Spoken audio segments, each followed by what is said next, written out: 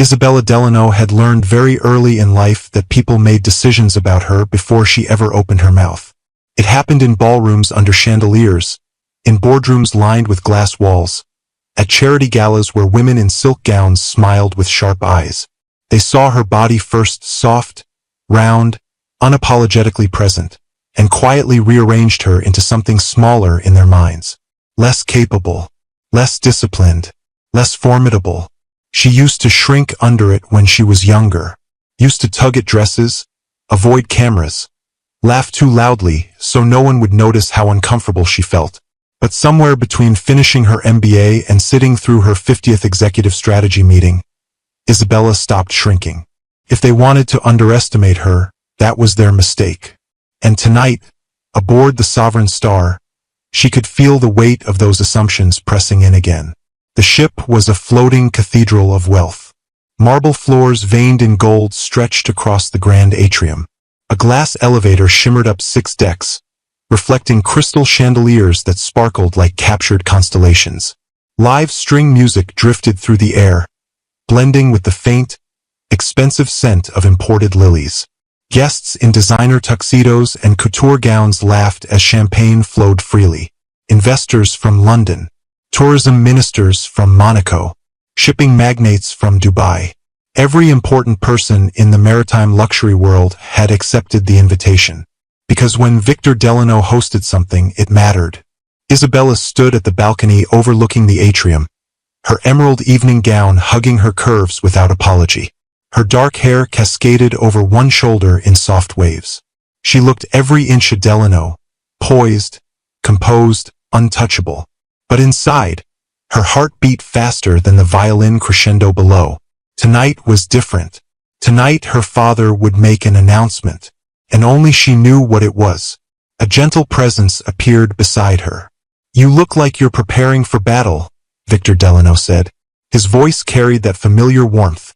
Steady, commanding, affectionate. At 62, he still held himself like the young dockworker who once lifted cargo with his bare hands before building an empire from shipping contracts and sleepless ambition. Isabella glanced at him. "Aren't I?" He smiled faintly. "You've always been braver than you think." She almost laughed at that. Brave wasn't how people described her. Kind, yes. Gentle, sure. But not brave. Her father studied her expression. "Are you ready?" She inhaled slowly, tasting salt from the ocean drifting through the open deck doors. "Yes." Victor nodded once and descended the grand staircase toward the center of the atrium. The music softened. Conversations tapered. When Victor Delano lifted a champagne glass, silence followed like obedience. "Friends," he began, his voice smooth and commanding. "When I bought my first cargo vessel 37 years ago, it had rusted rails and more leaks than profit." Laughter rippled gently through the crowd. "I had no connections, no inheritance, just stubbornness and a belief that the sea rewards those who respect it." Isabella had heard the story 100 times, but tonight it felt heavier. Final. Victor gestured around them. "Today, the Delano fleet includes 12 luxury cruise liners sailing across 5 continents. We employ over 18,000 crew members worldwide. We've redefined maritime luxury." Applause erupted. Pride flickered in Isabella's chest. This wasn't inherited wealth. It was built. Every polished rail, every 5-star dining hall, every immaculate suite existed because her father had refused to quit. Victor raised his hand again. "And that is why," he continued, voice steady but quieter now, "it is time for a new captain to steer this fleet." The silence that followed was electric. Isabella's fingers curled against the balcony rail. "I will be retiring as CEO of Delano Maritime by the end of this fiscal year." Gasps. Whispers. Several executives stiffened visibly. Victor's gaze lifted upward, toward her. "And effective immediately, my successor will begin transitioning into leadership." All eyes followed his line of sight. Isabella felt it. The shift. The calculation in their expressions. Some smiled politely. Some blinked in surprise. Some did not bother to hide their doubt. "My daughter," Victor said clearly. Isabella Delano will take over this company. Applause returned, louder this time, but thinner. Isabella descended the staircase slowly. Each step felt deliberate, heavy with meaning. As she reached her father's side, cameras flashed. Investors leaned forward. Board members exchanged tight expressions masked as professionalism. Victor placed a hand on her shoulder. She has studied every division of this company. She holds degrees in international business and maritime logistics. She understands this fleet not just as my daughter, but as a strategist. He turned to her. Say something. Isabella accepted the microphone. For a heartbeat, she saw everything at once. The glittering dresses, the million-dollar watches, the polite smiles concealing skepticism. They expected gratitude. They expected something rehearsed. Instead, Isabella let her gaze travel upward, past the crystal lights, to the glass ceiling where night pressed dark against the ship. When I was 8, she began, voice steady but warm. My father brought me onto one of his first cruise ships. A few amused smiles surfaced. I thought the ballroom was magic. I thought the captain was a king. Soft laughter. But what I remember most, she continued, was getting lost. The crowd quieted. I wandered into a narrow hallway below deck. It was hot, loud, nothing like the marble and chandeliers upstairs. Her voice softened slightly, and a woman in a housekeeping uniform found me. She was exhausted, sweat on her forehead. She must have worked 12 hours already. But she knelt down, smiled, and walked me back to the grand staircase. Isabella's eyes sharpened. She treated me like I mattered. Silence deepened. That moment taught me something. This company isn't marble floors. It's not crystal lighting. It's not champagne. She looked directly at the executives in front. It's the people who work where guests never look. A few faces shifted uncomfortably. And if I am to lead this fleet, Isabella said, I intend to lead it fully, not from a penthouse suite, but with understanding. Her father's expression changed slightly, curiosity flickering there. Polite applause returned. But beneath it, Isabella felt something else. Resistance. When the formalities ended and the music resumed, executives approached in controlled waves. Congratulations, Isabella. We look forward to working closely. We trust you'll maintain standards. She recognized the coded language. Maintain what your father built. Don't experiment. Don't interfere. One board member, Gerald Hawthorne, leaned closer than necessary. Leadership requires discipline, he said mildly, eyes flicking down and back up. It's a demanding role. Isabella smiled politely. I'm aware. He nodded once and drifted away. Her father rejoined her near the balcony. You handled that well, he said. She watched the staff below refill glasses, clear plates, move invisibly through luxury. Did you see their faces? She asked quietly. Victor's jaw tightened slightly. Some of them will always doubt you. Because I'm your daughter? Because you are young, he corrected. She didn't argue. The ocean stretched endless beyond the glass, moonlight slicing silver across the waves. Dad, she said softly, when was the last time you walked below deck without announcing yourself? Victor hesitated. That's what I thought, she murmured. He studied her profile. What are you thinking? Isabella turned to him fully now. If I'm going to lead this company, she said, voice calm but certain, I don't want filtered reports. I don't want department heads performing for me. Victor's brow furrowed. I want to know what really happens on these ships. The music swelled behind them. I want to understand the engine rooms, the crew quarters, the night shifts. A slow realization dawned in his eyes. You're not satisfied with observation, he said. No. What are you proposing? Isabella's lips curved faintly. Not mischievous, not reckless. Resolved. I don't want to inherit this empire, she said quietly. I want to earn it.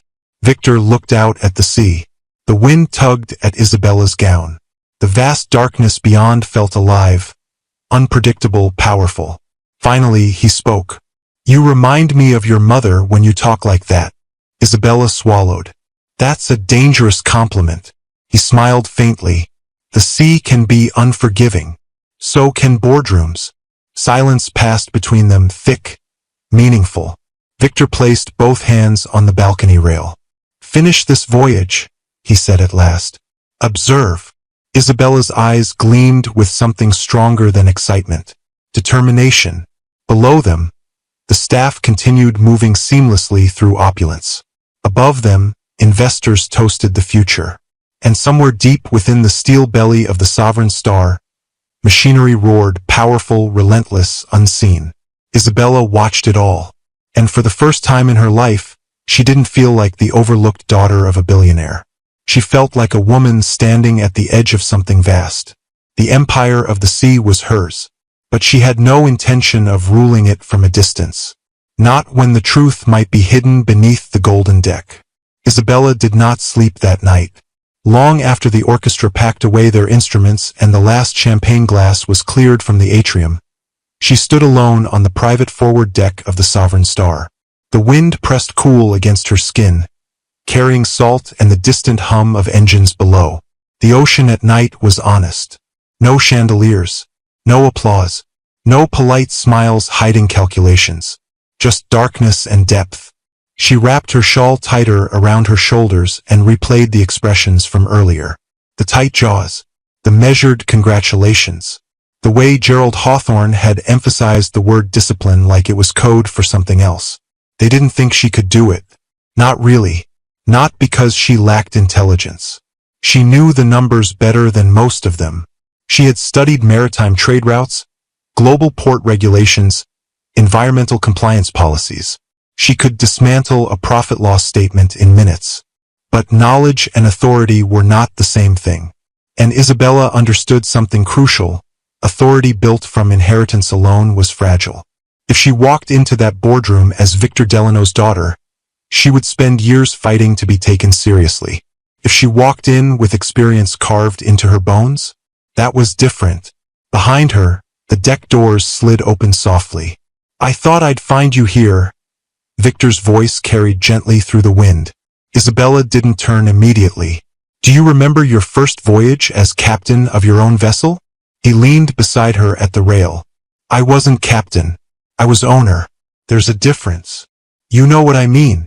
He smiled faintly. I remember being terrified. She finally looked at him. You never looked terrified. That's because I couldn't afford to. The engines rumbled below, steady and powerful. Isabella inhaled deeply. I need to do this properly. Victor studied her face. Define properly. I don't want presentations, she said. I don't want department heads cleaning up their behavior because the boss's daughter is watching. You already are the boss's daughter. That's the problem. Victor didn't interrupt. I want to see what happens when no one thinks power is in the room, she continued. How staff are treated. How complaints are handled. What safety checks actually look like at 3 in the morning. He crossed his arms slowly. You're talking about auditing. I'm talking about immersion. The word hung between them. Victor's expression sharpened. Explain. Isabella's voice steadied. I want to work below deck. As crew. The wind seemed to pause. Victor blinked once. Absolutely not. I expected that. This isn't a college internship, Isabella. These ships operate on strict hierarchies. Crew quarters are cramped. Shifts are brutal. You're not used to. Not used to what? She asked quietly. He hesitated. Hardship? She finished for him. His silence answered enough. Isabella didn't flinch.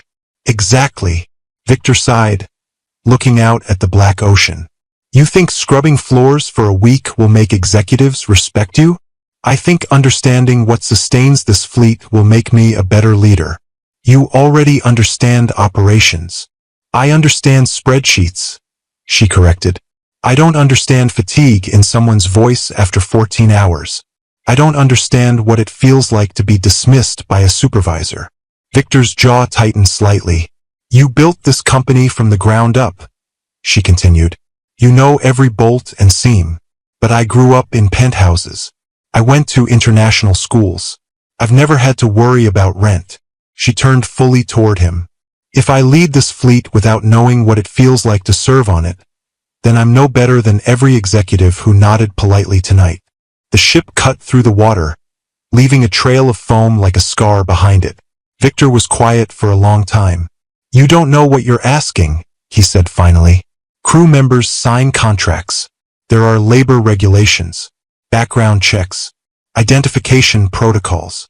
Then we create a temporary contract. You want me to fabricate employment records? Not fabricate, she said calmly. Reassign. Internally. He gave her a look that was half exasperation, half reluctant admiration. You've thought this through. For years. That caught him off guard. Isabella nodded slowly. Ever since I started attending board meetings, I saw how detached leadership can become. Victor leaned back against the rail. If anyone discovers who you are, you'll be treated differently immediately. Then no one can discover it. He studied her face the way he used to when she was a child, trying to convince him to let her climb trees that were clearly too tall. You would have to change your name, he said slowly. I already have one in mind. His eyebrow lifted. Bella Santos. He let out a breath through his nose. Santos. Common enough. Forgettable. Is that what you want to be? For now, she replied. Invisible. Victor looked at his daughter, truly looked at her, and something shifted behind his eyes. You understand, he said carefully, that you may see things you won't like. I expect to. You may be disrespected. I've survived worse. His gaze softened briefly at that. And you cannot intervene as Isabella Delano, he added. No special treatment. No revealing yourself. I won't. You would take orders? Yes. From supervisors who don't know you? Yes. He shook his head slowly, almost in disbelief. You are your mother's child. Isabella smiled faintly. She would have done the same. That settled something in him. Victor straightened, posture shifting from father to CEO. If we do this, he said, it will be controlled. She waited. You will be assigned to housekeeping. It's physically demanding but visible across departments. You'll observe operations without being confined to one sector. She nodded. You will have a secure communication device concealed. For emergencies only. Agreed. No reckless heroics. I'm not reckless. Victor gave her a look. She softened. I'll be careful. He studied her one last time. Then slowly he extended his hand. Bella Santos, he said formally. Welcome to the crew. Isabella took his hand firmly. Thank you, Mr. Delano. For a split second, they both smiled. 2 days later, Isabella stood in a modest crew cabin staring at her reflection in a small metal-framed mirror. The transformation was subtle but powerful. Her designer wardrobe was gone. In its place, a plain navy housekeeping uniform. Durable fabric. Functional shoes. Hair pulled into a tight low bun. Minimal makeup.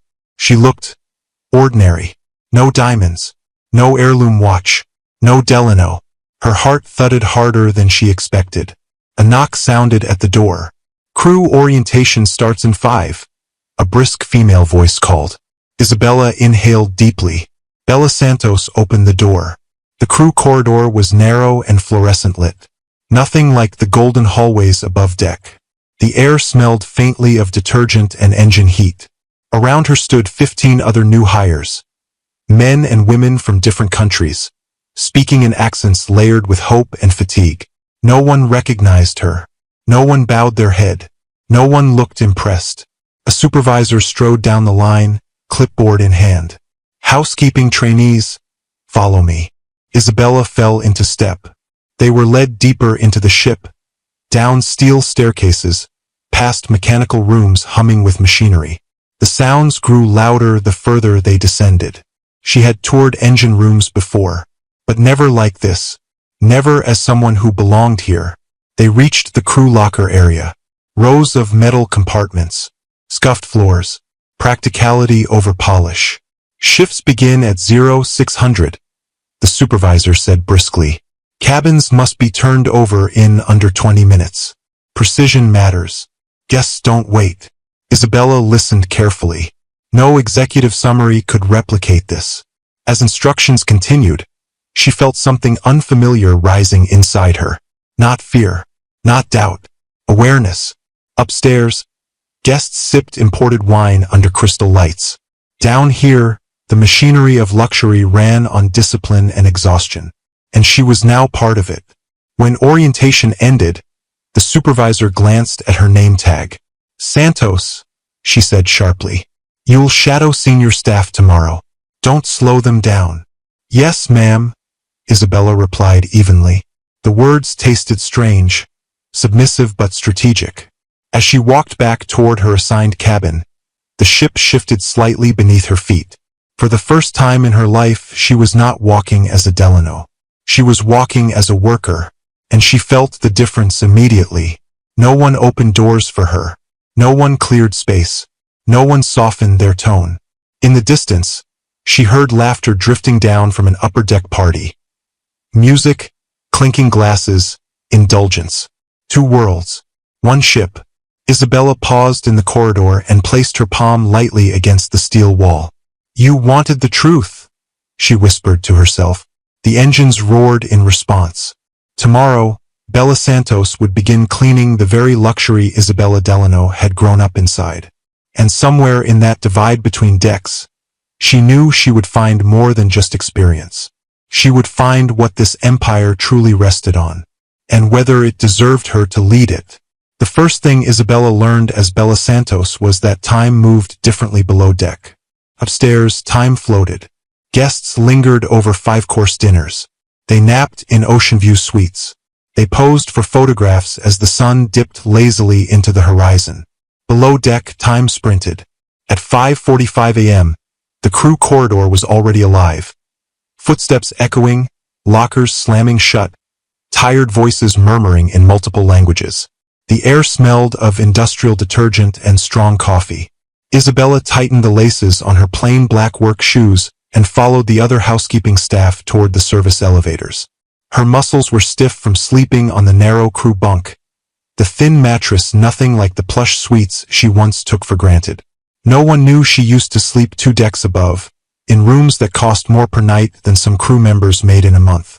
Move quick, the supervisor barked as they gathered near the supply carts. Deck 8 turnover. We've got early departures. Isabella nodded and grabbed the handle of a stainless steel cart stacked with towels, linens, miniature toiletries, and cleaning supplies. It was heavier than she expected. She tried not to let it show. The elevator doors opened to Deck 8, guest territory. The contrast hit her instantly. Soft carpet, gentle lighting, the faint scent of expensive perfume and fresh flowers. And yet, now she entered not as a Delano. She entered through the side service corridor. 20 minutes per cabin, the senior housekeeper assigned to her said briskly. Her name tag read Maria. She was in her 40s, with strong arms and sharp eyes that missed nothing. Strip beds first, bathrooms next. Don't forget under the furniture. Guests complain about everything. Yes, Isabella replied. Maria studied her briefly. First contract. Yes. Maria nodded. You'll get used to it. The first suite door clicked open with a master key. Isabella stepped inside and felt a strange sensation, like trespassing in her own memory. She had stood in suites like this before, admiring ocean views, selecting room service menus. Now she saw the aftermath. Rumpled sheets, half-eaten chocolate-dipped strawberries, towels crumpled on the marble bathroom floor, wine stains on the carpet. Maria moved fast, efficient, practiced. Don't think, she said as she stripped the bed in quick motions. Thinking slows you down.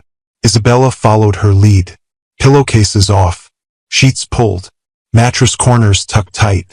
Within 5 minutes, sweat prickled at her hairline. The physicality surprised her. Bending, lifting, scrubbing, repeated in sharp, efficient movements. There was no elegance to it, only rhythm. By the 3rd cabin, her arms ached. By the 5th, her back burned. Maria noticed. Use your legs more, she said without judgment. Not your spine. You'll last longer. Isabella adjusted immediately. Thank you. Maria gave a small nod of approval. Around them, other housekeepers moved like synchronized machinery. Doors opened and closed in quick succession. Carts rolled steadily. From down the hallway, Isabella heard raised voices. She glanced up. A young steward stood stiffly near the corner, while a tall man in a captain's uniform towered over him. The captain. Even from a distance, his presence commanded attention. Crisp white uniform, gold insignia, perfectly composed. But his voice was not composed. I asked for accuracy, the captain snapped. Do you understand English? Yes, sir, the steward replied quietly. Then why is the inventory report incorrect? I followed the manifest given to me. The captain stepped closer. Then perhaps you are not competent enough to read it. The steward's face flushed. Sir, Silence. The hallway had gone still. Isabella felt something twist inside her. The captain's tone wasn't corrective. It was humiliating. I will not tolerate incompetence on my vessel, he continued coldly. One more mistake and you will be replaced at the next port. He turned sharply and strode away. The steward remained frozen for a moment before lowering his gaze and walking toward the service stairs. Maria exhaled quietly. Keep working. Isabella forced her hands back to task, but her mind was racing. Is that normal? She asked carefully once they entered the next cabin. Maria shrugged. Captain runs a tight ship. That felt excessive. Maria paused briefly, then resumed scrubbing the bathroom sink. Below deck, you learn not to react. Isabella swallowed her frustration. Upstairs, that same captain would smile charmingly at guests during formal dinners. Down here, fear hung in the air after he passed. By midday, Isabella's uniform clung damply to her back. Her hands felt raw from cleaning chemicals despite the gloves. Her legs trembled slightly each time she pushed the cart. She had never worked physically for 12 hours straight. Never. And yet no one slowed down. At lunch break, the housekeeping team gathered in the crew mess hall, a low-ceiling space with long metal tables and fluorescent lighting. The food was simple: rice, grilled chicken, vegetables. Isabella sat at the edge of the table, listening. Conversations buzzed softly. Talk of families back home, remittances, contracts, rumors of possible overtime cuts. No promotion this year, someone muttered. They say budget adjustments. Always budget adjustments, another replied. Isabella ate quietly, absorbing everything. Then someone across the table slid into the empty seat beside her. You're new. She turned. He looked about her age, mid-20s. Lean build. Oil smudges faintly marking his forearms. Dark hair slightly tousled. His uniform patch read engineering crew. Yes, she replied. Bella. He nodded. Matteo. His voice was steady, calm in a way that felt grounded. Housekeeping? He asked. Yes. First week's the worst. She let out a soft, tired laugh. That obvious? He smiled faintly. You're holding your shoulders too stiff. Means your back hurts. She blinked. It does. Use the railings when you climb stairs. Saves energy. She found herself smiling genuinely for the first time that day. You sound experienced. 3 years on ships, he said. You learn tricks. They ate in comfortable quiet for a moment. Why engineering? She asked. Money, he replied honestly. Better pay than service departments. And I like machines. They make sense. People don't. He gave a half smile. People are complicated. Isabella felt a flicker of something unexpected ease. Matteo didn't look at her the way the executives did. He didn't evaluate her. He didn't dismiss her. He simply spoke. Captain's in a mood today, someone at the table muttered. Matteo's jaw tightened slightly. He's always in a mood. You saw what happened to Karim? Isabella looked up sharply. Karim, the steward from earlier. Matteo nodded slowly. Yeah. He didn't even argue. Doesn't matter, Matteo replied quietly. Up there, they don't need reasons. Isabella's chest tightened. Up there. She used to belong to up there. Now she sat here eating from a plastic tray. The divide felt sharper than ever. After lunch, Isabella followed Maria toward the lower maintenance corridors to retrieve additional supplies. The air grew warmer as they descended. Metal walls vibrated faintly with the constant thrum of engines.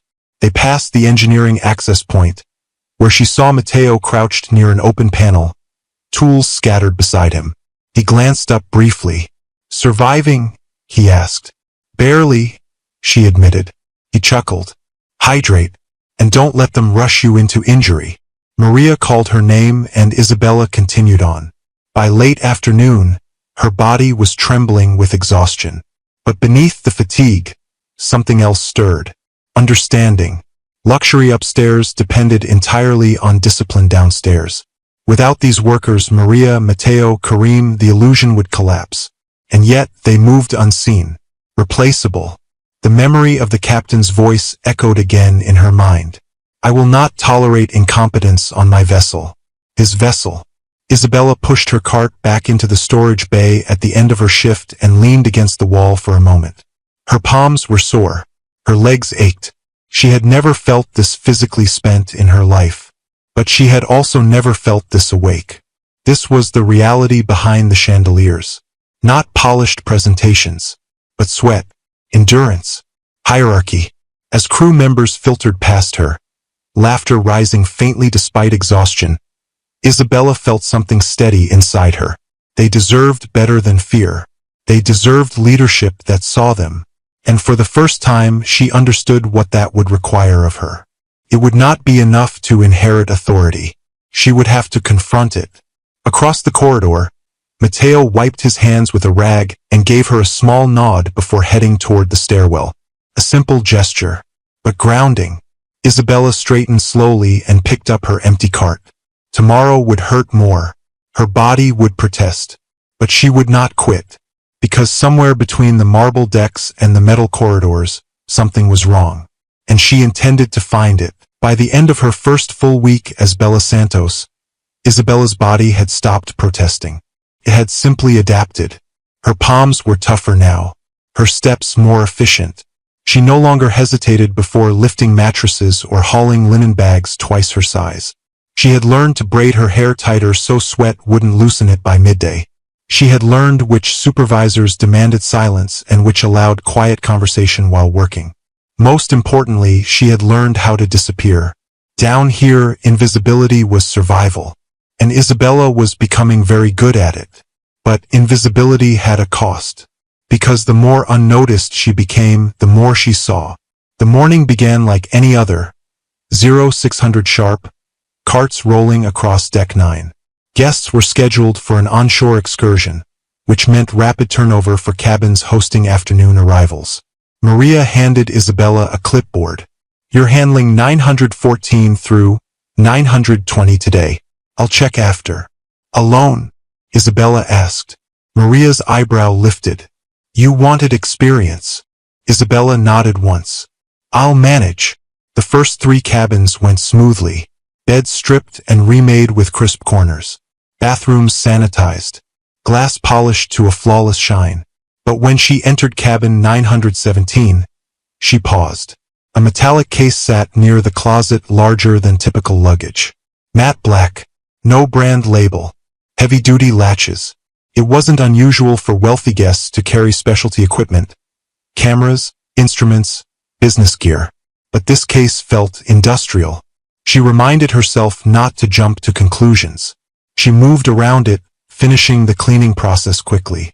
As she vacuumed near the case, the machine cord snagged against one of its handles.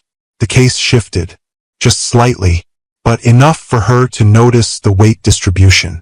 It was far heavier than clothing would account for. A chill crept along her spine.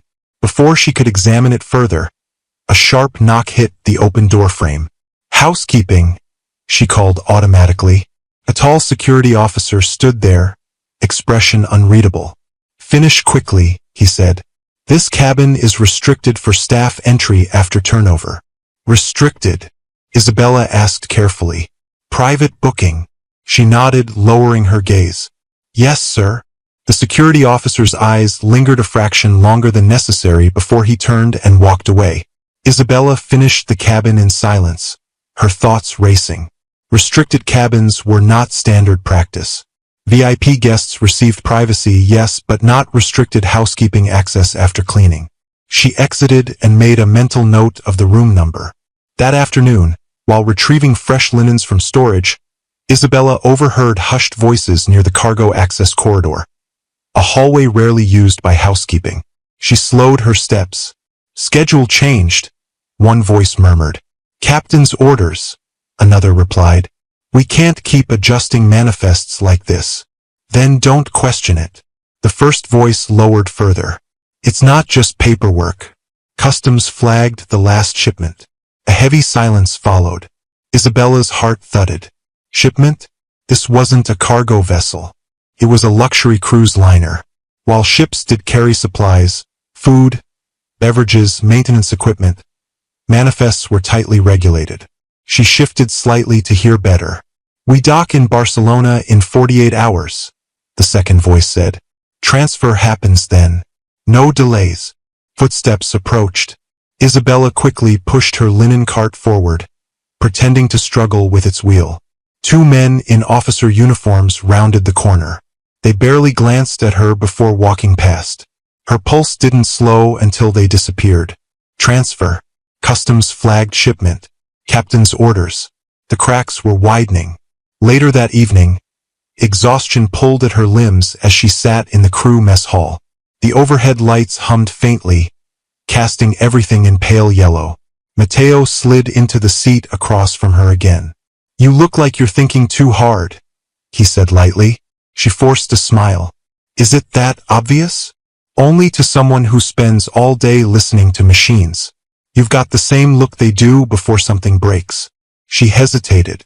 "How much authority does the captain have over cargo?" she asked casually. Mateo's expression shifted slightly. "Depends." "On what?" "On what you're really asking." She lowered her voice. "I overheard something about manifest changes." Mateo's jaw tightened almost imperceptibly. "Bella," he said quietly. "Below deck rule number 1. Don't react," she replied automatically. "Close," he said. "Don't dig." She held his gaze. "Why?" He looked around briefly to ensure no one was listening. "Because ships have hierarchies for a reason. And when paperwork shifts without explanation, it's usually above our pay grade." "That doesn't answer the question." His eyes met hers more directly now. "Sometimes," he said carefully, "it's safer not to know." That unsettled her more than anything else. Mateo wasn't fearful by nature. She had noticed his steady confidence. For him to choose caution deliberately meant something real. "You've noticed things too," she said softly. He didn't answer. Instead, he stood. "Get some rest. Tomorrow's port prep." And he walked away. The following day brought new tension. Word spread quickly that Karim, the steward humiliated earlier in the week, had been reassigned. "Reassigned where?" Isabella asked Maria quietly while restocking towels. Maria's lips pressed thin. "Off the ship. But we haven't docked." "Helicopter transfer." Isabella's stomach dropped. "Why?" Maria didn't look at her. "Performance issues." "That doesn't make sense." Maria finally turned, her voice low. "Nothing down here makes sense if you ask too many questions." Isabella's chest tightened. Helicopter transfers were expensive. They weren't used lightly, certainly not for minor inventory errors. Karim had looked embarrassed, not criminal. As she pushed her cart toward the elevator, she felt eyes on her. She glanced back. Captain Edward Hawthorne stood at the far end of the corridor, speaking with two senior officers. His posture was immaculate, uniform crisp, expression controlled. But his gaze, it lingered. Not warmly, not politely, assessing. Isabella looked away immediately and stepped into the elevator. Inside the small space, her pulse hammered. Had she drawn attention? Had someone noticed her listening near the cargo corridor? She steadied her breathing. "You're Bella Santos. Just another crew member. Invisible." But when the elevator doors opened, she nearly collided with Gerald Hawthorne. the board member who had questioned her discipline at the gala. He blinked in surprise at seeing a housekeeping staff member so close. "Watch where you're going," he muttered irritably. "Yes, sir," Isabella replied softly, lowering her gaze. He stepped past her without another glance. But her mind spun. Gerald Hawthorne, Captain Edward Hawthorne, the same surname. Her heart skipped. Coincidence? Or connection? That night, unable to sleep, Isabella slipped quietly from her bunk and walked toward the lower maintenance level. The corridors were dim, lit only by emergency lighting strips. She wasn't reckless, but she needed clarity. Near the cargo storage bay, she crouched beside stacked supply crates. Most were clearly labeled food inventory, linens, maintenance parts. But at the far corner, partially concealed behind a movable barrier, sat several large black containers. No logos, no shipping labels, no manifest stickers. Her pulse quickened. She stepped closer. The containers were identical in size to the case she'd seen in cabin 917. A faint chemical smell lingered in the air, sharp, synthetic. Footsteps echoed suddenly from the hallway. Isabella ducked behind the barrier just as two figures entered the storage bay. "Barcelona dockside crew confirmed," one voice said. "Payments already cleared," the other replied. "Captain wants no errors this time. And customs? Handled." Isabella's breath slowed deliberately, controlling the panic rising in her chest. "Handled?" One of the men laughed quietly. "You worry too much." A metal latch clicked open. Even from her hidden position, Isabella heard the unmistakable sound of vacuum-sealed packaging shifting inside. Powder sliding against plastic. Her stomach dropped. This wasn't undocumented cargo. This was contraband. And it wasn't small-scale. "Close it," the second man said. "Transfer in 48 hours. Footsteps retreated. The storage bay fell silent again. Isabella remained still for several seconds before slowly rising. Her mind raced faster than her pulse now. Drugs. On her father's ship. Under the authority of its captain. Her father had spent decades building a legitimate empire. One scandal of this magnitude could destroy everything. Reputationally, legally, financially. Worse, passengers were unknowingly sailing on a vessel being used for trafficking. Her chest tightened with anger. And something else. Fear. Because if this operation ran as smoothly as it sounded, it had been happening for a while. Which meant layers of complicity. Layers of silence. She stepped back from the crates carefully, memorizing their placement, the corridor angles, the access points. Above her, somewhere in a penthouse suite, wealthy guests were sipping aged whiskey, unaware. Below her, criminal activity moved under fluorescent lights. The golden deck gleamed, but beneath it rot was spreading. As Isabella turned to leave, a voice echoed from the entrance. "You shouldn't be down here." She froze. Captain Edward Hawthorne stood at the doorway, hands clasped behind his back. His expression was calm. Too calm. Isabella lowered her eyes immediately. "I was looking for extra disinfectant, sir." At midnight. Her mind worked quickly. Supply request was short today. He studied her in silence, gaze sharp and probing. For a moment, she felt exposed, not as Bella Santos, but as Isabella Delano. Then he stepped aside. "Return to your quarters," he said smoothly. "Restricted areas are not for housekeeping." "Yes, sir." She walked past him steadily, refusing to rush.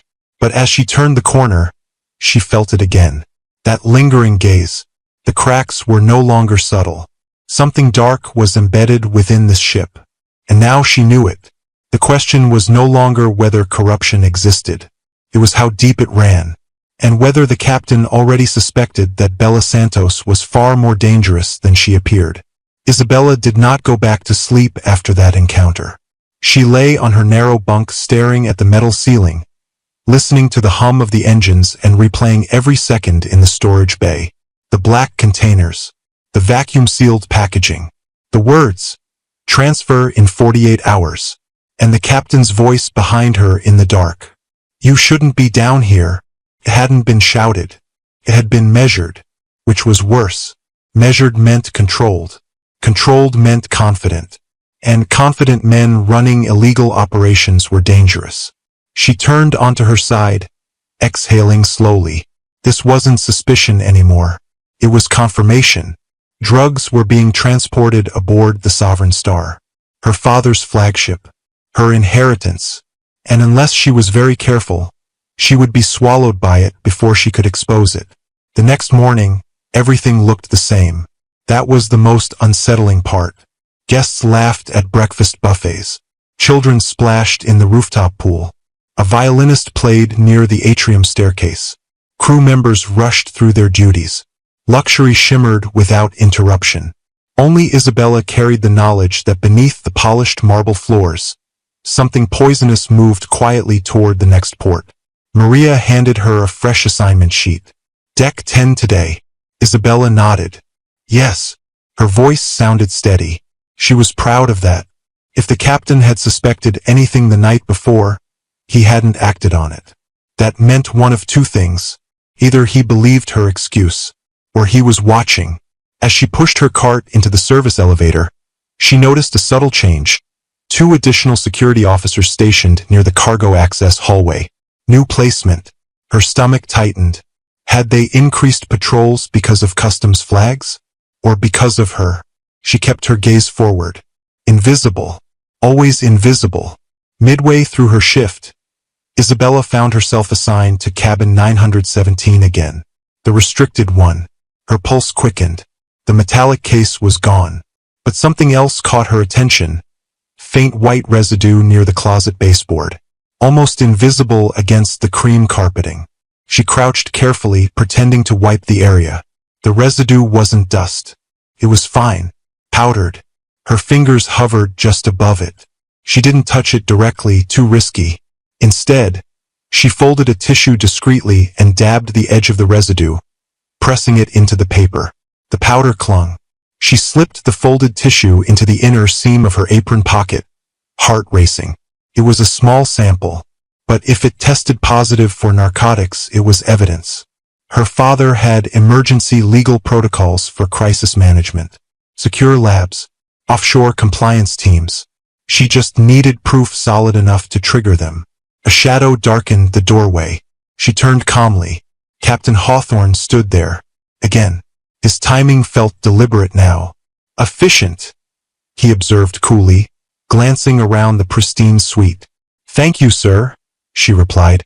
He stepped inside slowly, boots silent against the carpet. Have you adjusted well to ship life, miss? Santos, she supplied quietly. Yes, Santos. His eyes lingered. Crew quarters are not luxurious. I manage. I'm sure you do. The air felt heavier with each word. He moved closer to the closet, standing precisely where the residue had been moments before. Some areas of the ship, he said evenly, are off-limits to certain departments. I understand. Curiosity can create misunderstandings. Her heartbeat pounded in her ears. I don't go where I'm not assigned, she replied carefully. His gaze sharpened. For a fraction of a second, something flashed behind his composed expression.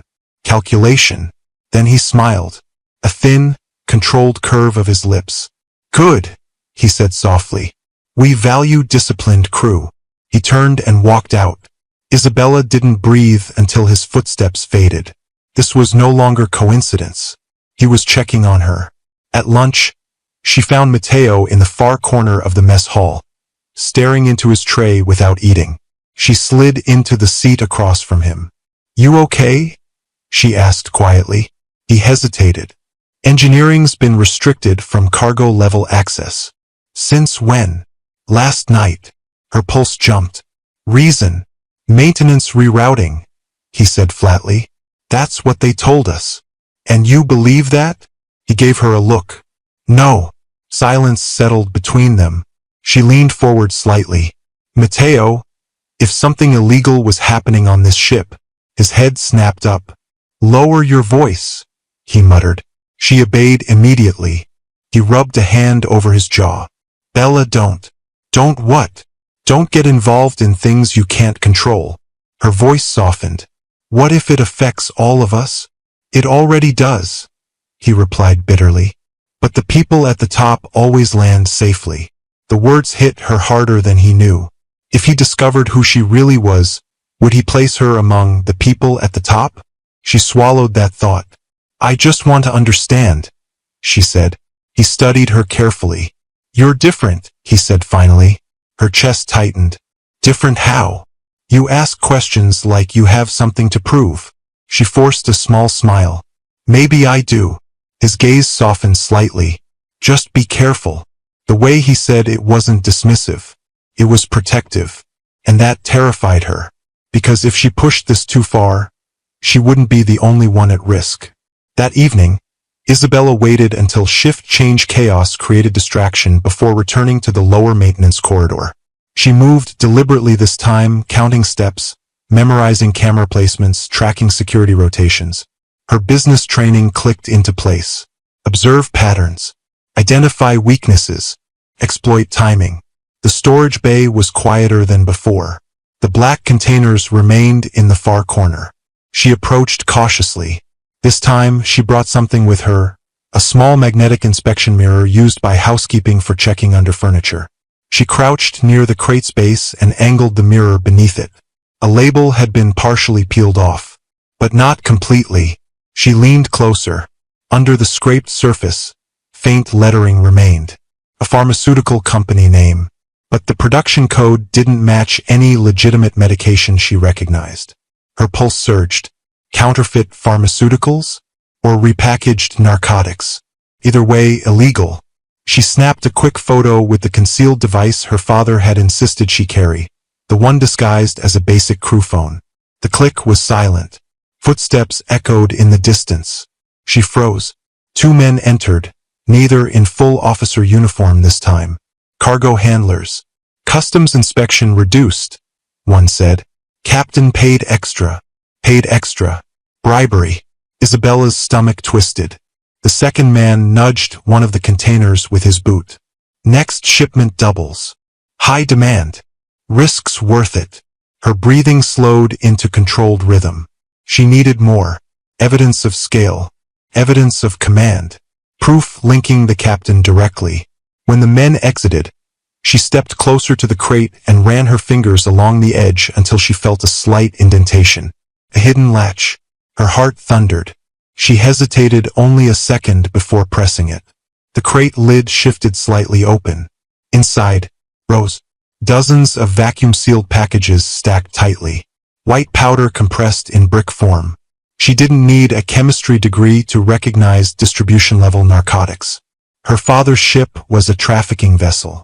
Not accidentally. Systematically. The latch clicked softly as she closed it again. A wave of anger flooded her chest. Hot and sharp. This wasn't just about profit. This endangered passengers, crew, the entire company. If law enforcement intercepted the ship mid-route, everyone aboard could face investigation. The scandal would be catastrophic.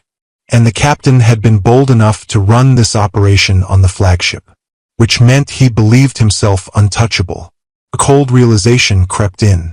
If Gerald Hawthorne, the board member, was related to the captain, if family influence extended upward, this wasn't just a rogue officer. This might be protected corruption. Isabella stepped back slowly. Her mind shifted into strategy mode. Step 1. Secure evidence. Step 2. Verify substance. Step 3. Contact her father through encrypted protocol. But timing mattered. If she alerted him too soon and he acted without airtight proof, the captain could destroy records. Or worse, make someone disappear. Like Kareem. Her throat tightened. Kareem hadn't been transferred for performance. He had probably seen something. And now he was gone. The ship vibrated faintly beneath her feet as it cut through dark waters. Barcelona in 48 hours. Transfer scheduled. She had less than 2 days to move carefully. As she turned to leave the storage bay, a soft voice echoed behind her. Bella? She spun around. Matteo stood in the doorway. His eyes shifted from her face to the crates behind her. Silence stretched. What are you doing here? He asked slowly. Her mind raced. The truth trembled on her tongue. But she couldn't tell him everything. Not yet. She started, then steadied herself. I followed something that didn't make sense. His gaze sharpened. You shouldn't be here. I know. He stepped closer, lowering his voice. This level is being monitored. Since when? Since yesterday. Her pulse spiked. Then why are you here? Because engineering was rerouted for a reason, he said quietly. And I don't like not knowing why. Their eyes met. Shared suspicion. Shared risk. The air felt charged. He glanced at the crates again. You saw it, he said. It wasn't a question. She nodded once. His jaw tightened. Bella, he murmured. This isn't small. I know. People get hurt over things like this. Her voice softened. What if we do nothing? He didn't answer, because they both knew. If the operation continued unchecked, the consequences would only grow. Sirens from above deck echoed faintly, rehearsal alarms for passengers. Life carried on. Ignorant. Matteo stepped closer still, lowering his voice to barely a whisper. If you're going to do something, he said, don't do it alone. Her heart stuttered. Trust. Dangerous. Powerful. Unexpected. She swallowed. This ship deserves better, she said quietly. His eyes held hers. So do you. The words landed gently but deeply. For a moment, the weight of the situation softened into something else. Connection. But reality surged back in quickly. Barcelona. 48 hours. A captain who might already suspect her. A trafficking ring embedded within the golden decks of her father's empire. Isabella straightened. This was no longer about proving herself as CEO. This was about survival. And justice. She looked at Matteo, truly looked at him. If we move, she said carefully, we move smart. He nodded once. And in the dim fluorescent glow of the storage bay, beneath a luxury liner slicing through black waters, an alliance was quietly formed. The hidden cargo was no longer hidden from her. Now the real question was whether she could expose it without becoming the next person who vanished at sea. The sea was calm the next morning. Deceptively calm. Sunlight poured across the upper decks in warm gold, guests stretching lazily on lounge chairs, as if the world held no secrets beneath them. A jazz trio played near the infinity pool. Champagne corks popped. Laughter carried easily across open air. Below deck, tension coiled like wire pulled too tight. Isabella felt it the moment she stepped into the corridor. Security presence had doubled. Cargo-level access remained restricted. And Captain Hawthorne had begun appearing in places he never used to. Housekeeping hallways, crew stairwells, maintenance intersections. Watching. Always watching. She kept her movements measured. Predictable. Ordinary. Bella Santos. Just another crew member earning her contract. But inside, Isabella Delano was calculating every second. Barcelona was now less than 36 hours away. The transfer would happen at dockside, which meant this was the last full day the drugs would remain on board. She needed more proof. Something undeniable. Something that connected the captain directly. And yet, as much as strategy filled her mind, another presence tugged gently at her thoughts. Matteo. She found him that evening on the lower aft deck. A narrow, semi-restricted space crew used when they needed air away from guests. The sky was painted deep indigo, horizon bleeding into darkness. Wind tugged at her uniform as she stepped outside. Matteo stood at the rail, forearms resting on cold metal, staring out at the endless water. You look like you're fighting ghosts, he said without turning. She stepped beside him. Maybe I am. He glanced at her then, eyes steady, searching. You didn't sleep. Neither did you. He huffed softly. Engine vibrations were off by 0.02%. They adjusted ballast weight. Why? Cargo shift. Her stomach tightened. So it's moving. Yeah. Silence settled between them, but it wasn't empty. It was heavy with understanding. The ocean wind wrapped around them, carrying salt and distance. You don't belong down here, he said quietly. The words hit her like a quiet accusation. What makes you say that? She asked carefully. You observe too much, he replied. You don't complain. You don't gossip. You don't treat this like a paycheck. She swallowed. You talk like you've known me longer than a week. Some people are easy to read, he said. You're not. She looked out at the water instead of at him. That a bad thing? He shook his head slowly. It means you're carrying something. She almost laughed at the understatement. The truth pressed at her ribs. The identity she was hiding. The empire she was protecting. The danger circling them. But she couldn't tell him. Not yet. I just don't like injustice, she said finally. Matteo studied her profile in the dim deck light. Neither do I, he murmured. The wind lifted a loose strand of her hair, and without thinking, he reached out to tuck it back behind her ear. The gesture was gentle, careful. Her breath caught. No one had touched her like that in a long time, not with softness, not without hesitation or calculation. She was used to polite interest at galas, strategic flirtation, men drawn to her father's name, not her laugh. This felt different, unpolished, real. You're shaking, he said quietly. Cold, she lied. He didn't challenge it. Instead, he shrugged off his light jacket and draped it around her shoulders. It smells like engine oil, he warned lightly. She smiled faintly. Better than cleaning chemicals. Their eyes met. The air shifted. It wasn't dramatic. It wasn't cinematic. It was slow, intentional, like something blooming in shadow. You know this is dangerous, he said softly. Her heart skipped.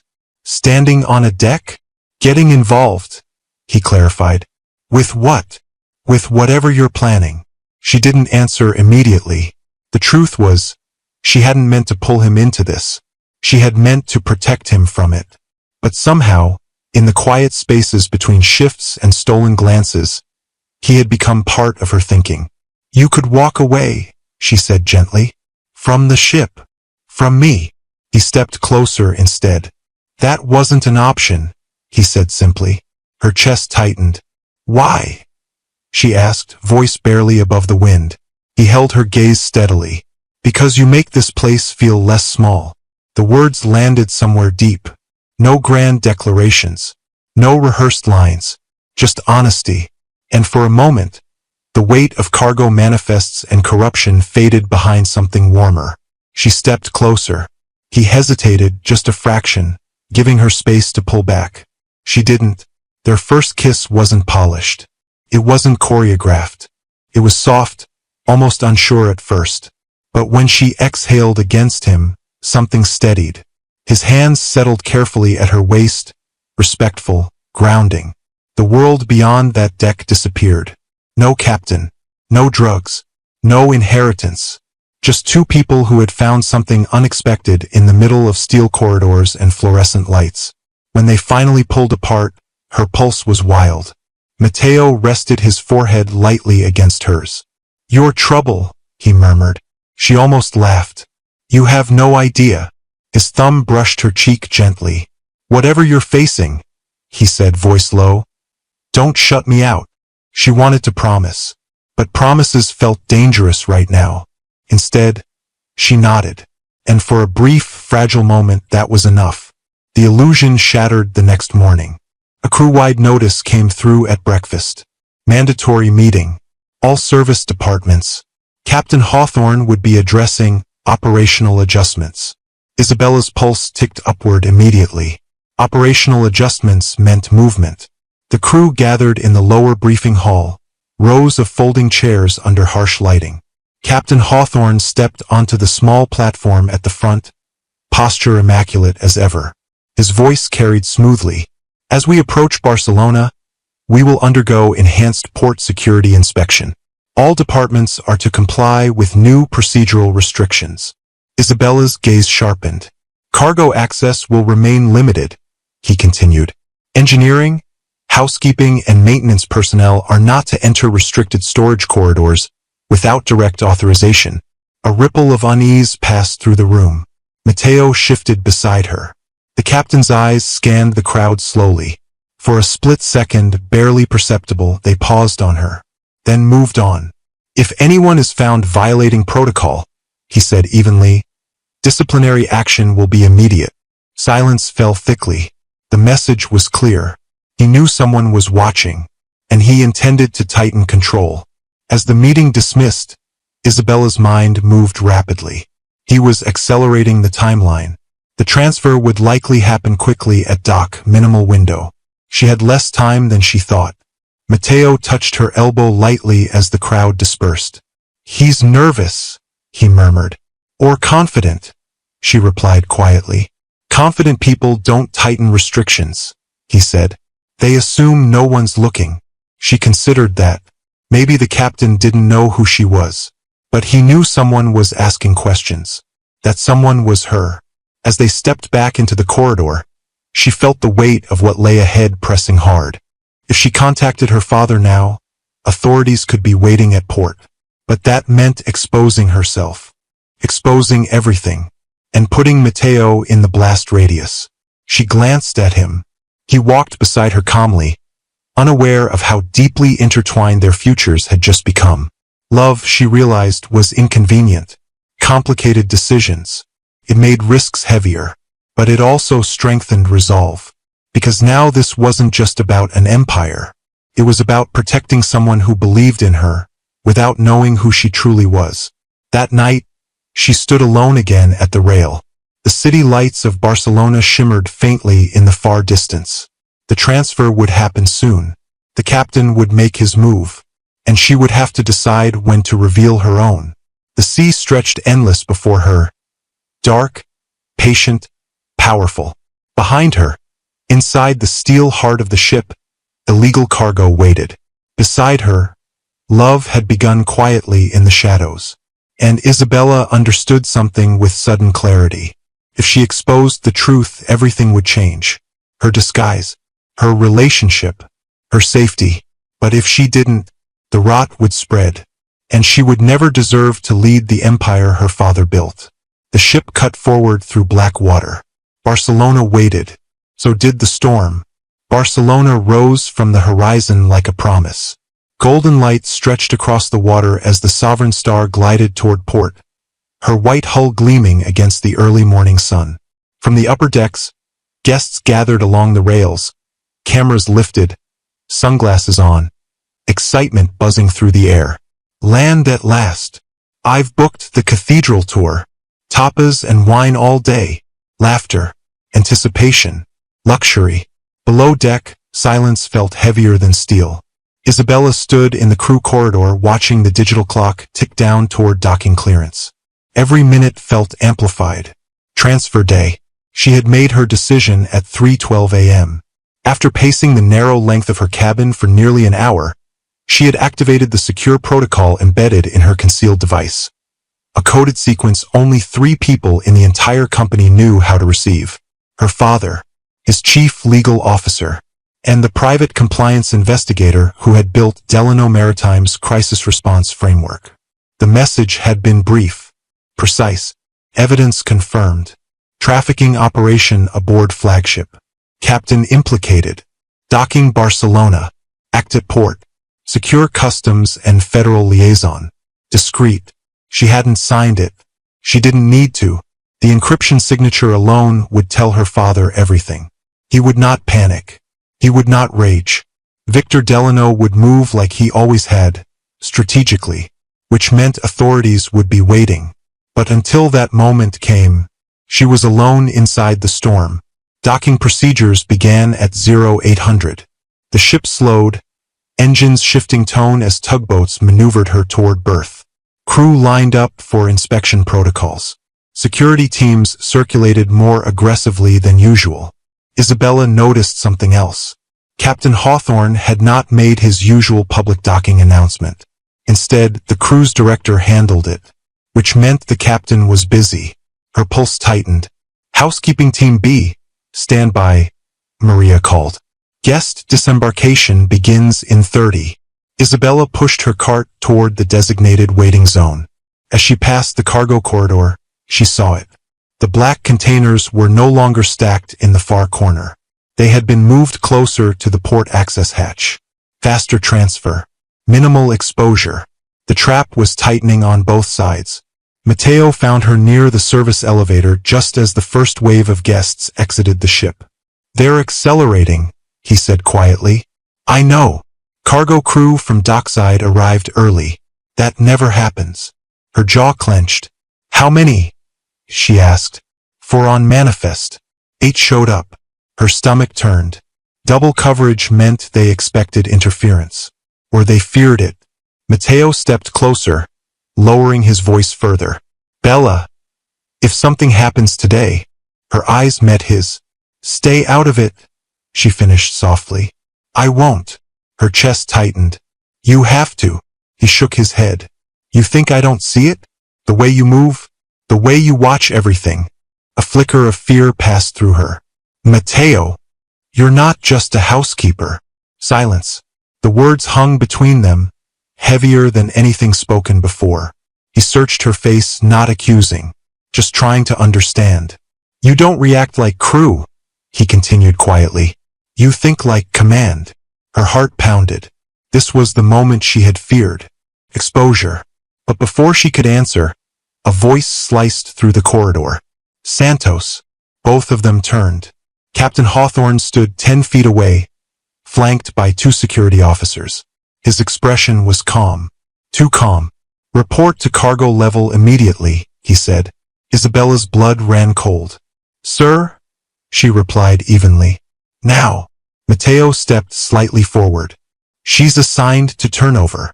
The captain's eyes flicked to him. "And you are?" "Engineering." "Then return to it." The tension in the air felt electric.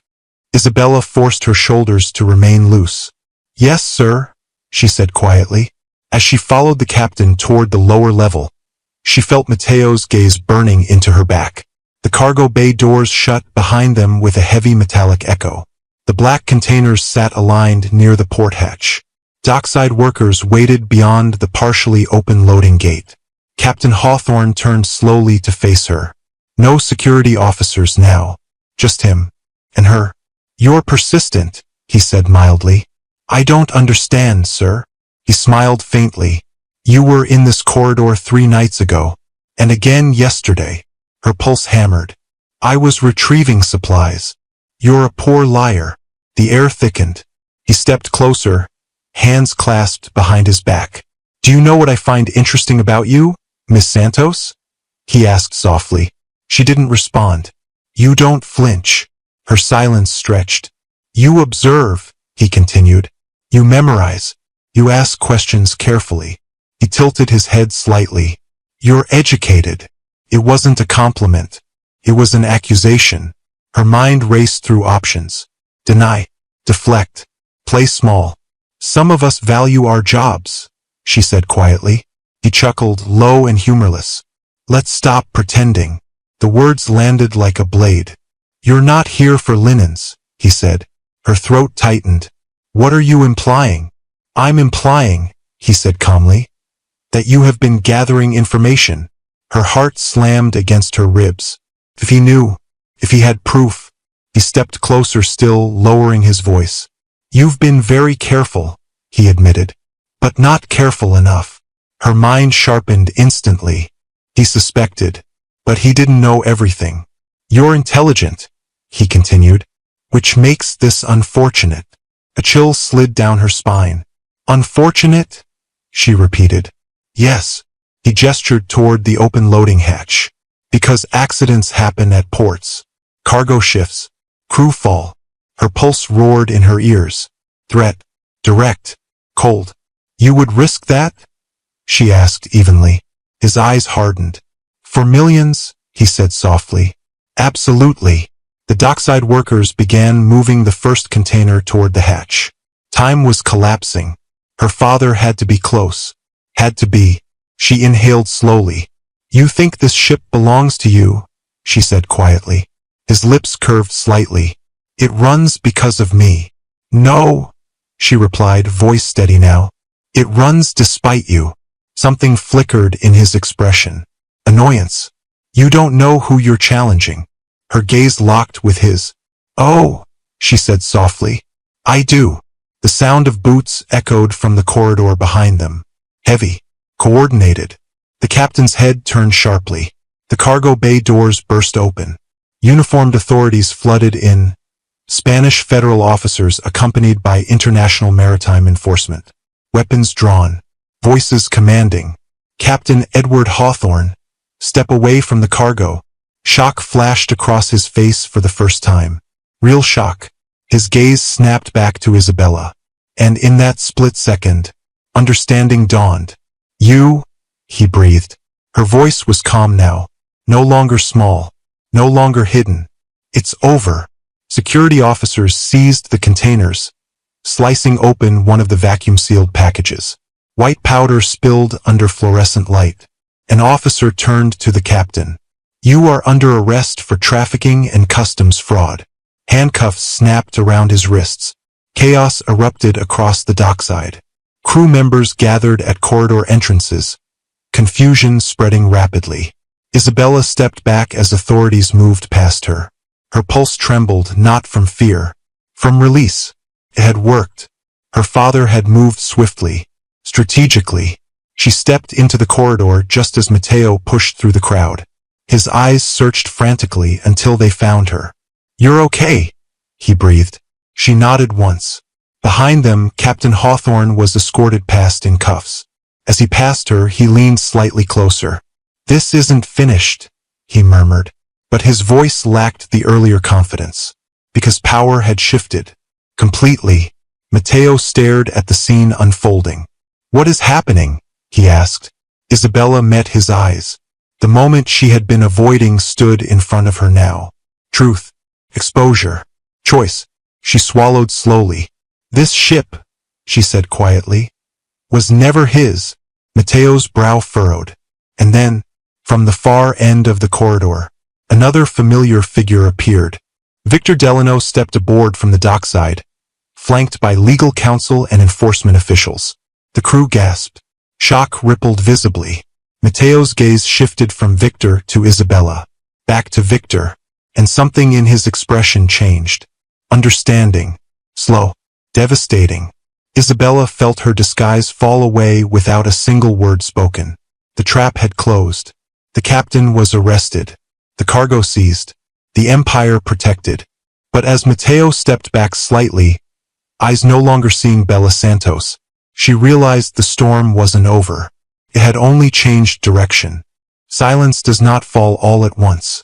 It spreads. From the cargo bay outward, like ink spilling into water. Crew members gathered in clusters along the corridor, whispering in multiple languages. Dockside officials moved with controlled urgency, photographing evidence, sealing containers, escorting officers through restricted areas. And at the center of it all, Isabella stood still.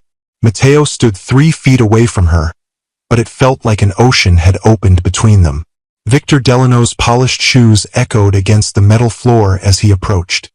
He wore a navy suit instead of his usual cruise attire, expression carved from steel. He didn't look surprised. He looked prepared. His eyes found hers. No words passed between them. They didn't need to. She had sent the signal. He had answered it. Behind him, legal counsel spoke rapidly with Spanish federal authorities. Evidence was being catalogued. The black containers were opened fully now. Brick after brick of vacuum-sealed narcotics stacked under harsh fluorescent light. Gasps rippled through the gathered crew. Mateo's voice was low, disbelieving. You knew. Isabella turned slowly toward him. She no longer looked like Bella Santos. She stood straighter now, shoulders squared, eyes steady. Yes, she said quietly. His jaw tightened. Since when? Since before Barcelona. His breath left him sharply. You were investigating. Yes. He searched her face, and something fragile cracked in his expression. Who are you? He asked. The question wasn't angry. It was wounded. Victor stepped closer then, his presence commanding attention even without speaking. Several crew members instinctively stepped back. Mateo looked between them, and the truth assembled itself in his mind piece by piece. The way she observed, the way officers hesitated around her, the way the captain had singled her out. You're not housekeeping, he said slowly. Isabella inhaled. No. Silence pressed in. My name, she said softly, is Isabella Delano. The corridor seemed to hold its breath. Matteo stared at her as if she had shifted into someone else entirely. Delano? He repeated. Victor's voice entered, calm but resonant. My daughter. The word settled heavily in the air. Crew members murmured openly now. The owner's daughter. Working below deck. Matteo stepped back a fraction, as though recalibrating distance. You're the heir, he said. Yes. And you? His voice faltered. You let me believe. I didn't lie about who I am, she said quickly. I just didn't tell you everything. That's the same thing, he replied quietly. The truth of it cut deeper than accusation. Behind them, Captain Hawthorne was being escorted down the corridor in handcuffs. His uniform no longer looked powerful, just theatrical. He paused briefly when passing Victor. You built this empire blind, he said coolly. Victor's voice was measured. No, I built it trusting the wrong man. The captain's gaze slid to Isabella. You play a dangerous game, he murmured. It wasn't a game, she replied evenly. He held her gaze a moment longer. Then officers pulled him forward and out of sight. The ship felt different already, like a weight had shifted. Victor turned fully to Isabella. You're not hurt? He asked quietly. No. Did he threaten you? Yes. His jaw tightened, but his tone remained controlled. That ends now. Matteo watched the exchange carefully. Power dynamics rearranging in front of him. Isabella looked at him again. I needed proof, she said softly. If I'd reported suspicion without evidence, he would have destroyed everything. Or worse. Kareem, Matteo said quietly. Yes. Understanding darkened his expression. And you were gathering it, he said. Yes. You put yourself in danger. She held his gaze. So did you. Silence. Victor observed them both. Perception sharp. You assisted her? He asked Matteo calmly. Matteo straightened slightly. I didn't know who she was. That wasn't my question. Matteo hesitated. Yes, he admitted. Victor studied him for a long moment. Then he nodded once. Thank you. It was simple, but genuine. The tension eased a fraction. Authorities continued moving cargo and sealing evidence. A port official approached Victor with documentation. This will be a high-profile case, the official said. Media inquiries are already beginning. Victor nodded. Passengers are to remain unaware until we disembark them safely. The official agreed and moved on. Isabella stepped slightly aside, the adrenaline beginning to ebb. Her hands trembled faintly now that the immediate threat had passed. Matteo noticed. He hesitated only a second before stepping closer. Are you okay? He asked quietly. She nodded. Yes, but her voice wavered just enough. He didn't touch her this time. Not because he didn't want to, because he wasn't sure he was allowed to. That distance hurt more than she expected. Victor finished with authorities and turned back to her. This will escalate quickly, he said. Board members will demand explanations. Investors will panic. I know. You'll need to stand beside me publicly. She met his gaze steadily. I will. He studied her for a moment. Then something shifted in his expression. Pride. You handled this exactly as I would have, he said quietly. She swallowed. That was the goal. He gave a faint nod. Then let's finish it. By late afternoon, an emergency internal briefing was called in the main crew hall. All departments assembled. Whispers filled the space before Victor stepped onto the platform. Isabella stood beside him. No uniform now. She had changed into a simple navy dress from the small executive wardrobe kept for emergencies. The transformation was undeniable. Crew members stared openly. Maria's eyes widened in shock.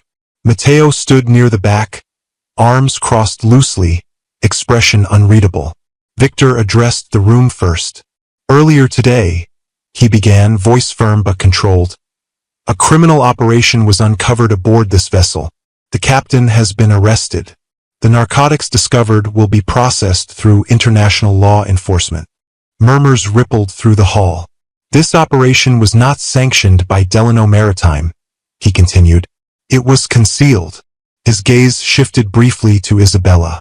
And it was uncovered by someone who chose to understand this ship from within. He stepped aside. Isabella felt every pair of eyes in the room settle on her. She inhaled slowly. My name is Isabella Delano, she said clearly. Gasps again, though softer this time.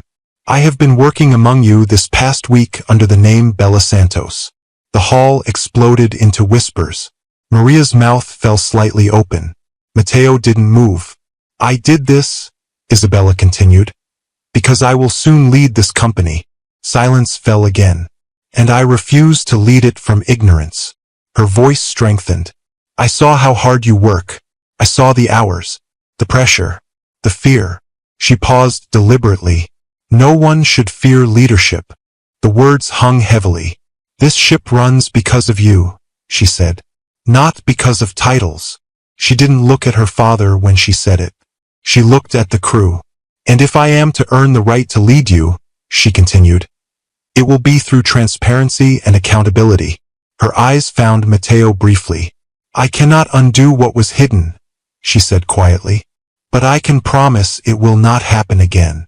Silence lingered. Then slowly, Maria began clapping, tentative at first. Then others joined.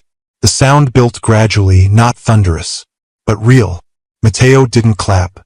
He watched her, measuring, processing.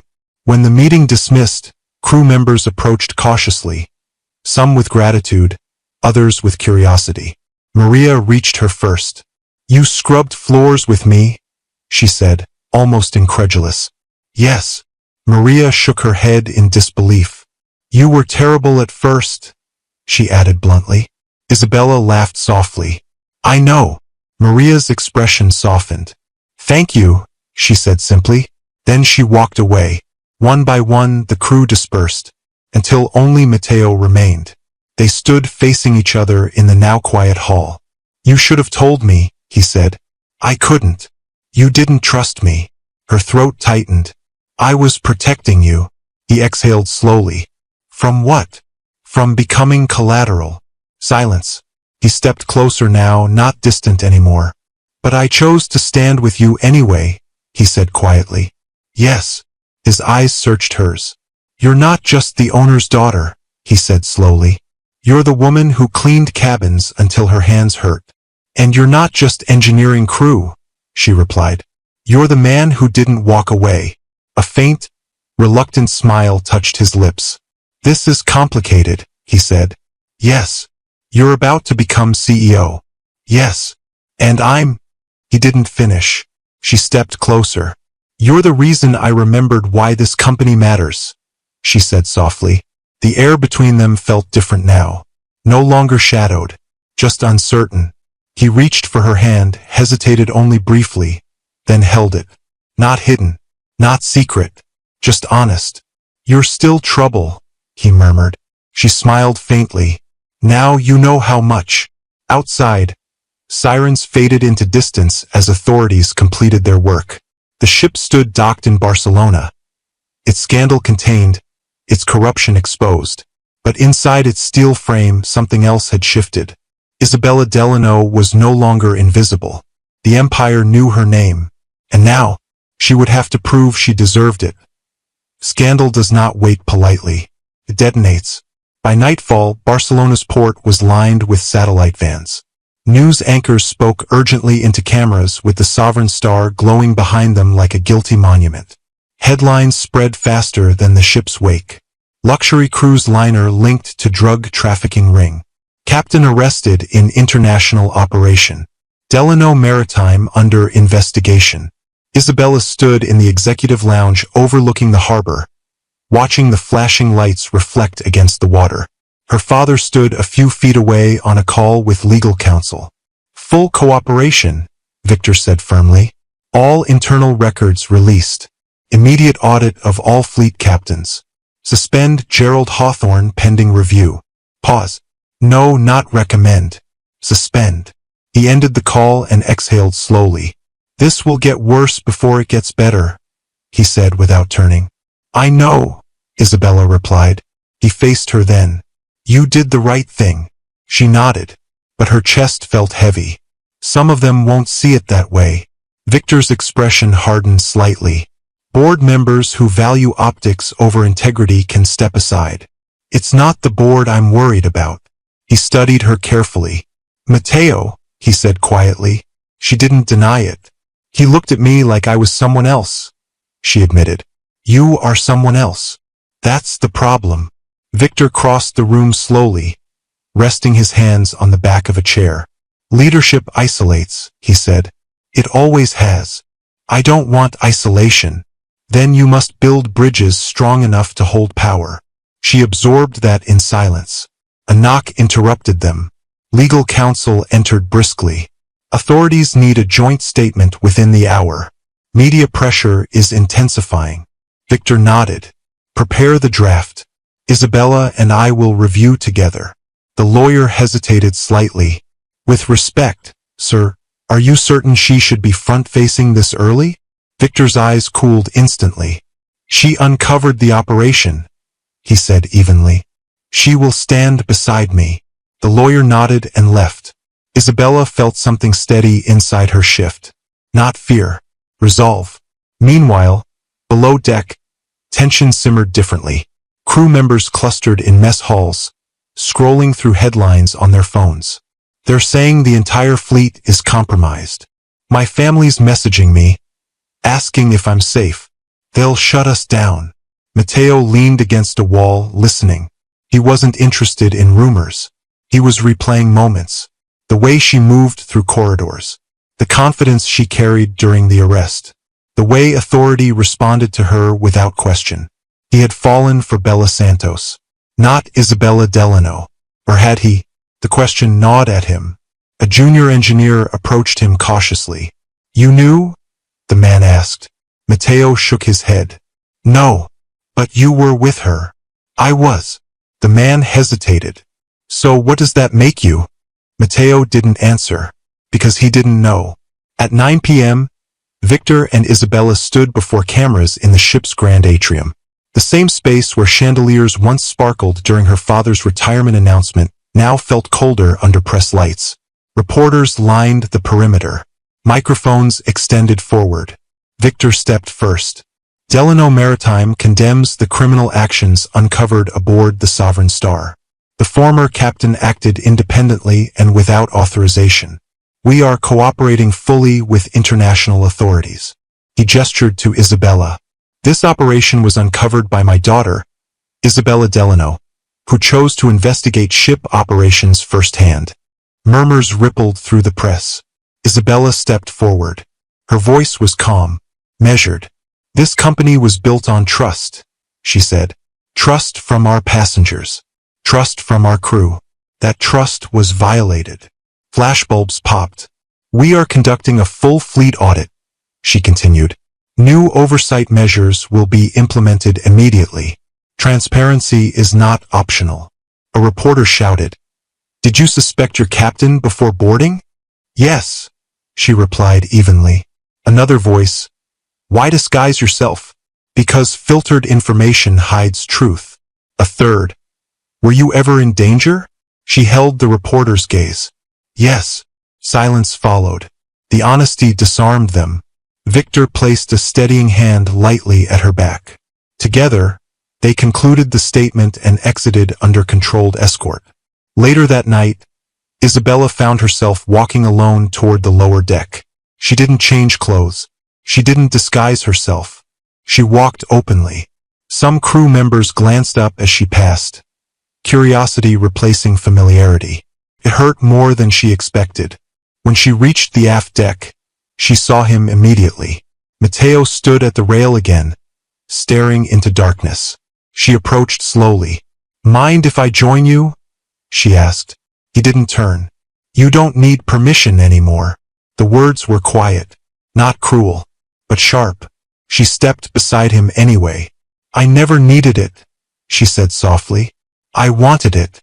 He finally looked at her. You should have trusted me. I wanted to.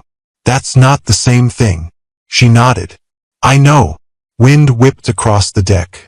Below them, Harbor water shifted restlessly against the hull. I didn't know how deep it went, she continued. If I told you too early and something went wrong, you thought I'd get hurt. Yes. He studied her expression. You don't get to decide my risks, he said quietly. Her throat tightened. You're right. Silence lingered. You walked into danger alone, he said. No. You could have. Yes. His jaw flexed. You're going to run this entire company. Yes. And I'm just... He stopped himself again. She turned fully toward him. Just what? Engineering crew, he said. She stepped closer. You're the man who stood beside me when I had nothing but suspicion, she said. You're the man who didn't flinch when the captain threatened me. He swallowed. That was before I knew you owned the ship. And now, he held her gaze. Now I don't know where I stand. The vulnerability in his voice cracked something inside her. She reached for his hand. This time he didn't hesitate. I didn't fall for your title, he said quietly. I fell for the woman scrubbing cabins at 6 in the morning. I'm still her. Are you? She didn't answer immediately, because the truth was, she was both. And balancing those identities would be harder than any confrontation with the captain. Footsteps echoed faintly from the stairwell. Victor appeared at the entrance, pausing when he saw them. He didn't interrupt. He simply observed. Then he stepped forward. Matteo, he said calmly. Matteo straightened instinctively. Sir. Victor's gaze was steady but not cold. You assisted my daughter in exposing criminal activity. Yes, sir. You placed yourself at risk. Yes. Victor nodded once. I don't forget loyalty. Matteo hesitated. I didn't do it for loyalty. For what then? Matteo glanced briefly at Isabella. For what was right. Victor's expression shifted subtly. Approval. That, Victor said quietly, is exactly why this company needs people like you. Silence fell. I intend to restructure oversight and crew representation across the fleet, Victor continued. Positions will open. Matteo stiffened slightly. Sir, I don't want favors. This isn't a favor, Victor replied evenly. It's recognition. Isabella watched them both. The old guard and the future. Power and principle. Victor stepped back. I'll give you 2 space. He exited without another word. Matteo exhaled slowly. He's intense. She smiled faintly. You have no idea. They stood together under harbor lights, tension gradually easing. I don't want to lose you, she said quietly. He looked at her. You might. Honesty again. But not because of who you are, he added. Because of what leading will demand. She nodded. I won't choose the company over my integrity. That's not what I meant. I know. The harbor grew quieter as night deepened. Media vans slowly dispersed. Authorities completed final inspections. Tomorrow the ship would sail again. Under new command. Under scrutiny. Under her name. Matteo squeezed her hand gently. You've got a storm coming, he said softly. She looked out over the water. I was born in one. He smiled faintly. Yeah, he admitted. You were. The crisis had been contained. The captain arrested. The drugs seized. But the real test hadn't begun yet. Because exposing corruption was one thing. Rebuilding trust. That would require more than courage. It would require leadership. And by dawn, Isabella Delano would no longer be hiding in the shadows. She would be stepping into the light, with the entire fleet watching. 3 weeks later, the sea felt different. Not calmer, not safer, just honest. The Sovereign Star cut through open water under a pale sunrise, her hull freshly polished, her reputation still bruised but standing. Media cycles had begun shifting. The arrest of Captain Edward Hawthorne had expanded into a broader investigation, revealing offshore accounts, falsified cargo manifests, and connections that stretched embarrassingly close to boardroom influence. Gerald Hawthorne had resigned before formal suspension. The message was clear. The rot had not been random. It had been protected. Until it wasn't. And now, on the uppermost deck where chandeliers glittered beneath glass ceilings, Isabella Delano stood at the head of a long executive table. The board meeting was quiet, different quiet than before. Not skeptical, measured, respectful. Victor sat to her right, no longer at the center.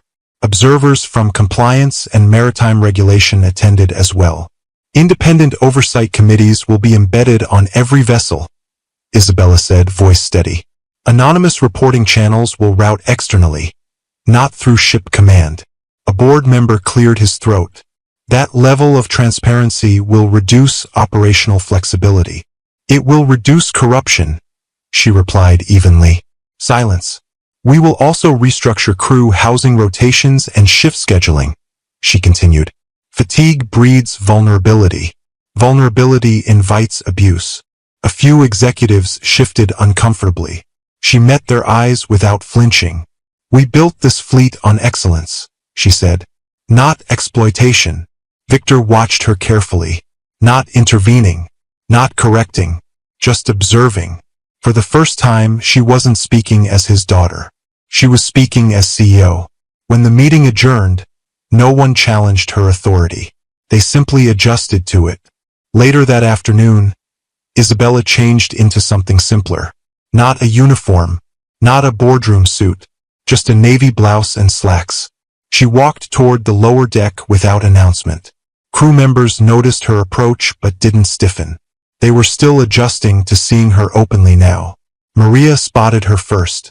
You're walking alone, Maria said bluntly. Yes. Good. Isabella smiled faintly. I wanted to check on supply distribution. Maria folded her arms. You came to see if we're still exhausted. That too. Maria studied her. You meant what you said at the meeting. Yes. Then don't let them water it down. I won't. Maria nodded once, satisfied. That captain, she added quietly. He made people afraid to speak. I know. You didn't. Isabella felt something warm flicker in her chest. That's the goal. Maria returned to work without ceremony. And that, somehow, meant more than applause. Down in engineering, Matteo was elbow-deep in a maintenance panel when she arrived. He didn't see her at first. She leaned casually against the bulkhead. You missed a bolt, she said lightly. He glanced up sharply. Don't scare me like that. She grinned faintly. You did miss one. He wiped his hands and stepped back. You're not supposed to be down here without escort, he teased. I'm the escort. He studied her for a moment. You look different. How? Less tense. She exhaled softly. I think I finally stopped bracing for impact. He nodded. That's good. Silence lingered comfortably between them. Not strained. Not uncertain. Just steady. I heard about the new oversight appointments, he said. Engineering's getting cross-department liaisons. Yes. Crew representation too. Yes. He stepped closer. You weren't kidding. No. He searched her face. You're going to change this place. I'm going to try. He hesitated briefly. People are talking. About what? About you working below deck. She tilted her head slightly. What are they saying? That you earned it. The words landed quietly, deeply. She didn't realize how much she needed to hear that until now. You helped, she said. I stood beside you. That's helping. He shrugged faintly. Feels different now. Why? He met her gaze directly. Because I don't know how to stand beside a CEO. She stepped closer, closing the gap between them. You stand the same way you always did, she said softly. And how was that? Equal. Something shifted in his expression. Relief mixed with disbelief. You really think that works? He asked. I think leadership without equality collapses. He smiled faintly. You sound like a policy document. She laughed, real unguarded. Occupational hazard. The hum of engines vibrated beneath their feet. The ship moved forward, as it always did.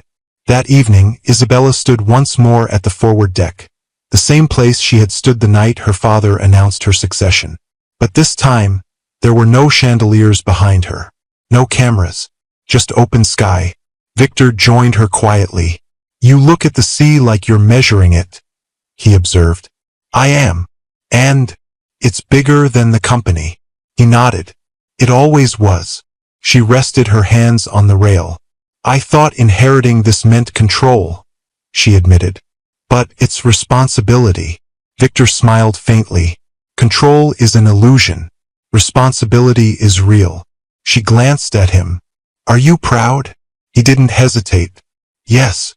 The word settled warmly. I was afraid, she admitted quietly. Afraid I'd only ever be your daughter in their eyes. And now, I don't care. He laughed softly.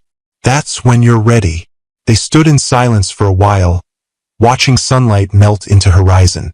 I'm stepping back fully next quarter, Victor said eventually. I know. You'll make enemies. I already have. You'll make allies too. She thought of Maria, of the crew, of Matteo. I have, she said. Victor turned to leave, pausing briefly. Don't lose yourself in the title, he said. I won't. He walked away without another word. Night settled gently. The ship glided across dark water, no longer shadowed by scandal. Passengers dined upstairs, unaware of how close disaster had once sailed beside them. Below deck, shifts rotated smoothly under new protocols. Security reports routed externally. Cargo inspections doubled. Transparency replaced silence. And on the aft deck, under soft emergency lights, Isabella found Matteo waiting. You're avoiding the formal dinner upstairs, he said. I prefer this view. He leaned beside her. So, he said lightly, what does the CEO do after saving her empire? She smiled. Build it better. And after that? She looked at him. Live. He studied her carefully. Can you? Yes. He hesitated. I don't want to be a secret. You won't be. I don't want to be a headline either. You won't be that either. He let out a slow breath. This won't be simple. No. But it's real. Yes. The wind carried salt and promise. He reached for her hand. This time, there was no hesitation. No shadow. No disguise. Just Isabella Delano no longer hiding. And Matteo no longer uncertain where he stood. The sea stretched endless before them. An empire no longer corrupted. A fleet no longer blind. And a leader who had scrubbed floors before claiming the helm. The ship moved forward into open water. And this time, it sailed clean. Thanks for watching. If you enjoyed this story, please subscribe to this channel and tell us where you are watching from. Have a wonderful day.